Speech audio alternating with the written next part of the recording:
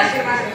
ओम नमो नारायणी मंत्र सर्वार्थ साधका भक्ता जपता तात स्वर्ग मोक्ष फलप्रदा वेदांना कर्मेणेश सिद्धो मंत्र सनातना। या हरिनामाची काल धरल्यानंतर त्या व्रतमाळाला अगदी स्वर्ग सुखाची प्राप्ती होऊ शकते आणि म्हणूनच सारे भक्त एकनिष्ठतेने या वैकुंठीच्या नारायणाची भक्ती करतात, कारण जो प्रकृतीपासून परे आहे, सर्व श्रेष्ठांमध्ये तो परमश्रेष्ठ देव आहे। उत्कृष्ट तथा निकृष्ट साधकांतून वावरणारा आत्मा म्हणजे हा महाविष्णू होय। एवढंच कशाला, या विश्वाच्या रूपात वर्तमान योगेश्वर, योगात्मक आणि योगानेच प्राप्त होणारा देव तो म्हणजे हा महाविष्णू होय। स्वतः ज्ञान स्वरूप असूनही तो ज्ञान कारण स्वरूप जाणणारा ज्ञाता आहे, तो म्हणजे हा श्रीहरी होय। अगदी ज्ञानाचा देव, रात्रीच्या पापांना पळवून लावणारा तो हा देव, तो म्हणजे हा श्रीहरी महाविष्णू होय। एवढंच कशाला, ब्रह्म स्वरूपात या विश्वाचा विधाता आहे, विष्णू स्वरूपात तो या सृष्टीचं पालन करतोय, कल्पाच्या अंती तो या सृष्टीचा संहार करतोय। तोही एक आहे, तो हा देव एक आहे। ब्रह्मा, रुद्र, अग्नी, वायू, देव, इंद्र, सूर्य इत्यादी विविध मूर्तींमध्ये आपली विविधता दाखवूनही तो एक आहे, तरी सुद्धा तो अनादि आहे, अनंत आहे। तो नाही या विश्वाच्या ठिकाणी हरिनाट म्हणून नटला गेलाय, हरिनाट म्हणून नटला गेलाय। हरिनाट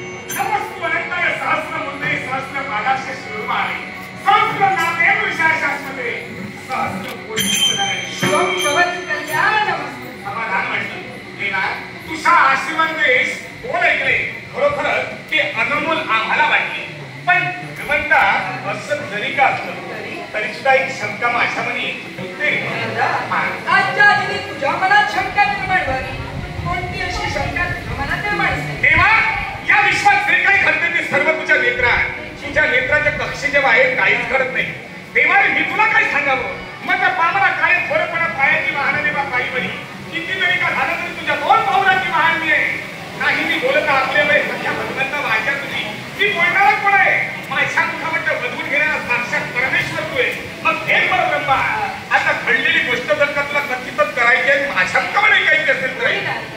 ना तेव्हा जे काशीच्या बाबतीत घडते त्या संबंधित बोलण्यासाठी मी आलोय. काशीच्या देवाच्या ज्योतिषानं भविष्य कथन केलेलं आहे की 18 दिवसाच्या नंतर एक विप्रश्रेष्ठ येणार आणि तत्नंतर तो विप्रश्रेष्ठ आल्याच्या नंतर त्या ठिकाणी हे सर्व निरसन करणार आहे. मग जो सांगायला गेला तोच तिथं अडकला. मग ब्राह्मण गेला तो ब्राह्मण कोण? नारदा, ही फक्त एकच शंका. ही शंका तुझ्या मनात निर्माण झाली, पण काशीचं भविष्य कथन करणारा तो ज्योतिषी कोण याची जाणीव पूर्णपणे तुला सुद्धा आहे, मला सुद्धा आहे. मग त्याच्या मुखातून बाहेर पडणार